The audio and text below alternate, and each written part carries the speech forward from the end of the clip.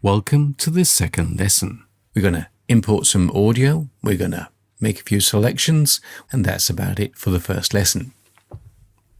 But first, a few things that are nice to know. A way of navigating your playhead, which is over here, is by clicking anywhere in the workspace.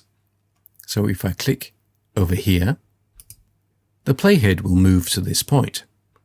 If I click over here, the playhead will move. If I press spacebar, the playhead will play. The cursor right now is an I-beam. This will change in a minute, but for now it's an I-beam, and when it's an I-beam, I can also hold down my mouse and drag, like so. This is dragging a selection, an in marker, and an out marker. Try this. Move your playhead and drag a selection.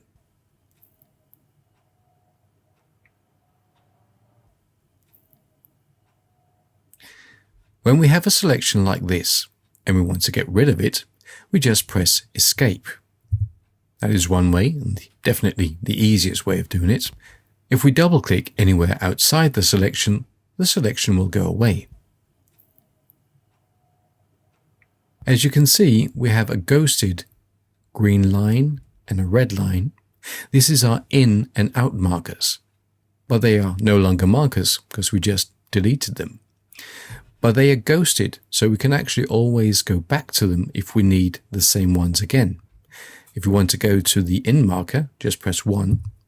Go to the out marker, press 2.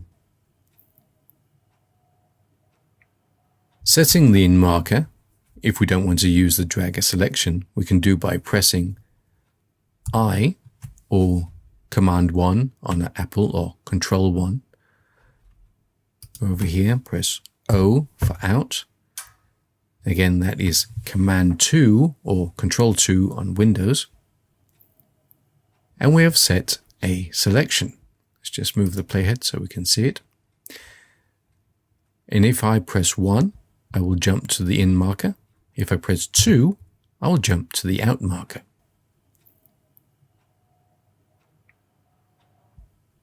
So you can choose, do you want to use I and O for in and out? It's easier to remember.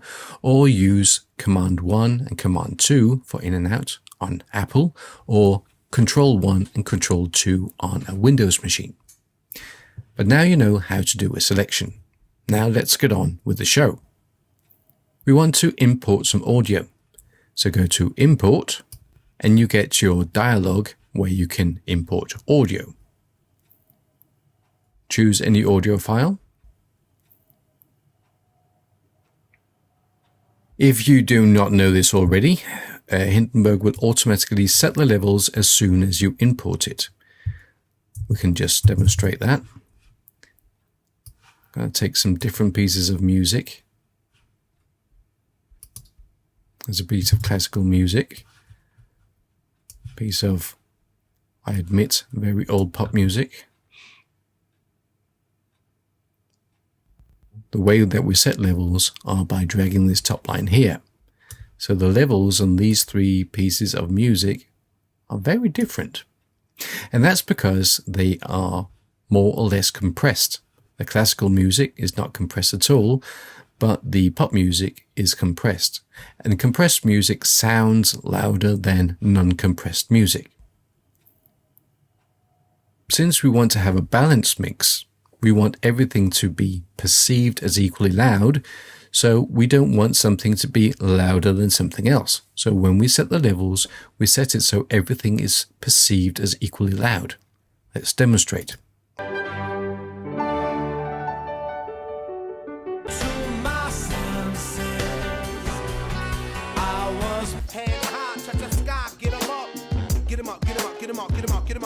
So as we can hear, the levels are balanced already. This will make it so much easier later on when you're doing your radio piece or your podcast. We don't need this for now, so I'm just going to select everything. There are a number of ways of doing this. The one I just used is the marquee tool. Hold Shift and drag a marquee selection over the files and just press clear or delete on your keyboard. Now we have imported some audio. This here is called a region. Currently it's blue. That means it's not active, which again means I'm not doing anything to it. If I press it, like so, it becomes active, it becomes orange. If I press escape, the selection goes away, just as it did when we did it with dragging a selection from before. As you can see right now, our cursor is no longer an I-beam. It's now become this arrow. That means that I can select a region. If I went outside the region, it will become an I-beam, go back, and it's a selection tool. So it knows that there's something there that I can select. So I press, it's selected. Press escape, it's not selected. This is fine if I just want to move this region around. But obviously I would want to select something that is not the entire region, so I still need to do my selection. So how do I do that? Well, the way to do it is that if we follow the cursor now as it goes down, further down to here, roughly 3/4 down, it becomes an I-beam again. So hold your mouse, drag a selection, and there you go. We have now created a selection within the region. With that, we can do all kinds of things. We can delete it, so that piece is no longer there. Let's just undo that. We could cut it.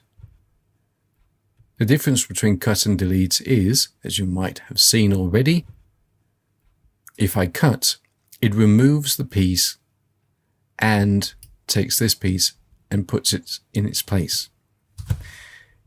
If I do clear or delete, it just lifts this piece of audio. Knowing how these two differ can be very important when you have larger mixes and you don't necessarily want this piece here to move. Now, to move our playhead, we can do as we did before. When we have an I-beam, we can click anywhere and the playhead will move to this point. If I go up, it becomes an arrow, which means if I click, I can't move the playhead. Well, I am selecting the region. If I go further up, here we go, I find the I-beam again. So at the top, at the bottom, you can move your playhead or drag a selection. Escape removes all selections.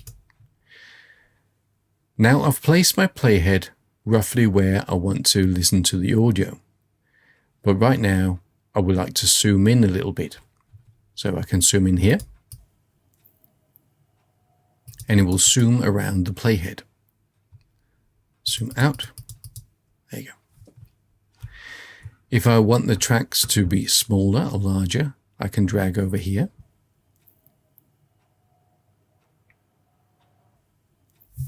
Now I want to play the audio. I could press the play button or just press the spacebar on my keyboard.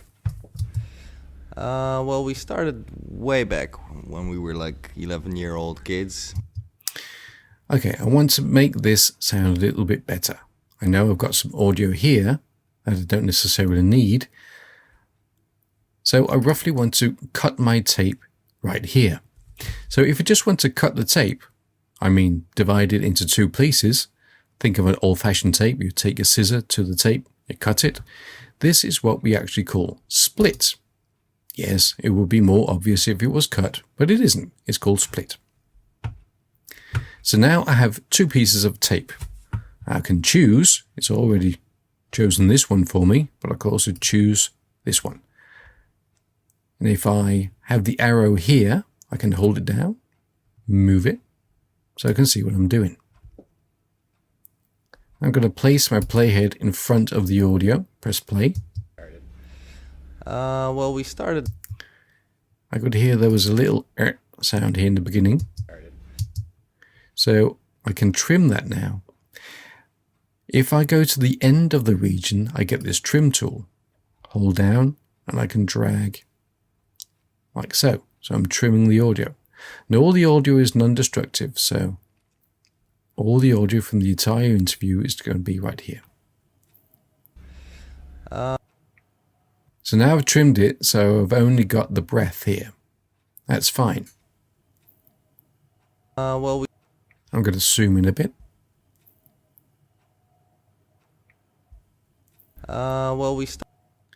You start with an which is not the best way to start. So let's try to take the out.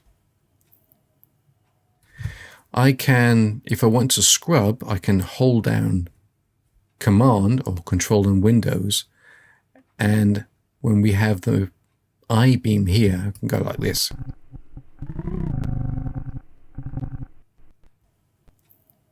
And now I can set an in mark with I, play a bit,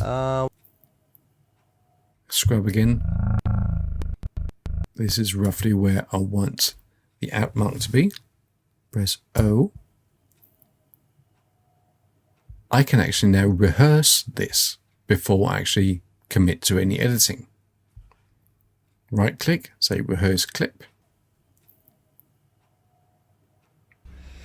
Well, we started way. So what happened was there was a pre-roll of 3 seconds, which means that it played 3 seconds before the clip. And then when it came to the clip, it actually jumped over the and just played the next bit. So rehearse, very useful. I could also just play this piece here. So I could play selection.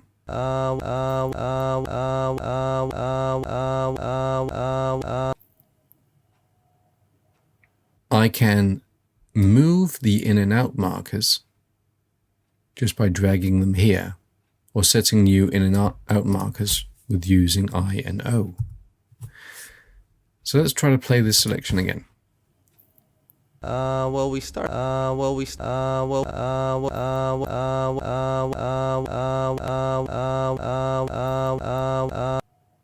think I just got the there. So now I could edit this out. So I can cut it and it's automatically move this bit in. Let's just undo that, because I could also clear it, press escape to remove all the selections, and I could now manually move it in. When I move something in, it will snap. That means that you feel some resistance when you get to the next region. You can drag it past if you use some force, but it will snap to that point. So if we wanted to listen to this now, we can place our playhead and press play or spacebar on the keyboard. Well, we started way. We can also use another command which is called pre-roll, which is P for pre-roll. And when you press that, it will jump back a few seconds and play from there. Well, we started way back when we were like. That sounds okay. We could actually go in and make it sound a little bit better if we gave it a little fade. Now the way to do that is to highlight this region here. This is the breath, and we want that to fade in. A way to do that would be to drag this corner here to create a fade. Well, we started. And that sounds much better. You could also create a little crossfade.